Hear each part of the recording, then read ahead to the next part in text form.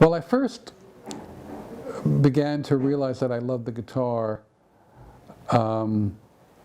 really when I first heard it.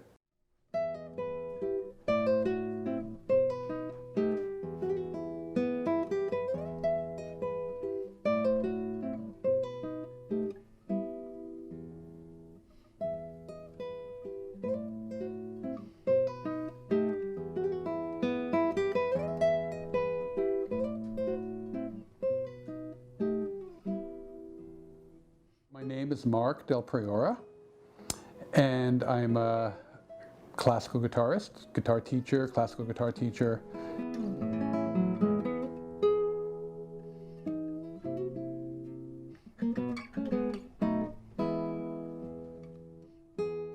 I mean, I remember the first guitar I had was made out of a cigar box, where we would make a cigar box and then take a plank of wood, and that would be the neck, and hammer in a few nails, and then take rubber bands and tie them to some nails at the base, and like kind of strum these rubber bands. That must have been like when I was like 5 or 6 or something like that.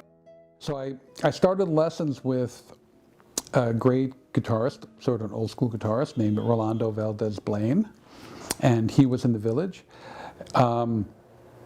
I got his name because I was on Staten Island, and I went with my parents to buy a classical guitar, and I was playing the guitar, and the guy who was selling it to me had known classical guitar music, and he said, "Oh wow, who do you study with?" And I said, "Well, I'm going to study with a guy in the neighborhood." And he goes, "Oh," and I said that, and he said, "Who does that guy study with?" And I said, "Blaine." And he goes, "Oh well, don't study with that guy. Go study with Blaine. You know, don't study with that guy's teacher." And then he went to the back room, and he came back with Rolando's phone number. You know, so that's how I even found out who he was. You know, Rolando. And Rolando at that time was touring a lot, and so I called up Rolando and I'd ask him for lessons, and he would say, "Oh, I'm busy," you know. And then I'd call him up again. I'd ask him for lessons. He'd say, "No, I'm busy." And his wife later told me, because I was very persistent. It's not really my personality at the time, but I was very persistent. He'd call me in 2 weeks. Okay, I'd call him in 2 weeks. So call me in 3 weeks. I'd call him in 3 weeks. And later, his wife told me that when I would call, he would actually be there and going like this, you know, no, you know, as far as, oh, he's not here, because he didn't want to teach, you know, he was more active as a performer. But I wore him down, and then I went over and I played for him, and, you know, and it was like, I was kind of self-taught of classical guitar at that time, although I could read music and all of that from previous guitar lessons with, you know, local guys, and then I became his student, and then he used to like to introduce me as his disciple.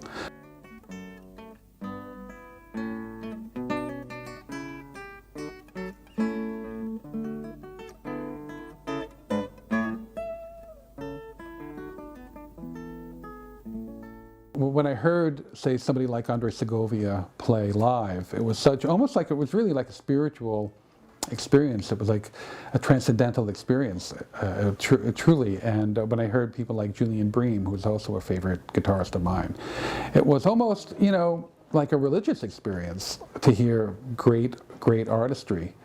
And it was like I just wanted to be able to do that, you know, and no matter what, even if I was successful or not, it was like I'm gonna give it a go.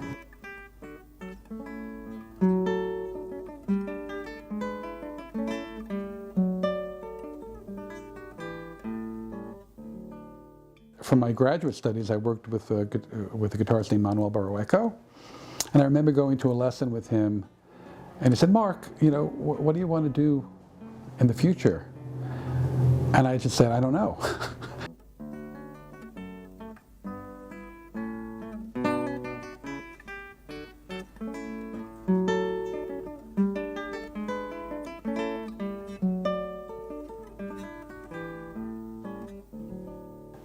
One goal I did mention to a colleague was, I said, you know, I want to learn the entire guitar repertoire, absorb it, and then come up with something new. to think about a person's, your own success is, because it's never going to match up to what you want, or expect. And I think it takes like a lot of time to, and a lot of realization about, you might have consciously thought you're going to be successful by doing this, okay, like, you might think of success as touring the world capitals of Europe and, having, people say freaking out and, tearing your clothes off and saving them as souvenirs like they did, like the Beatles, But then success could be more like personal success and like a small group of people that you respect acknowledging it. And that can be also incredibly like satisfying. And I think I've had more of that side of success than the other one I mentioned before. So I would say that I'm on the track to success. Like I feel like I have a vision of what I want to do, and I'm working on that vision like every day now. And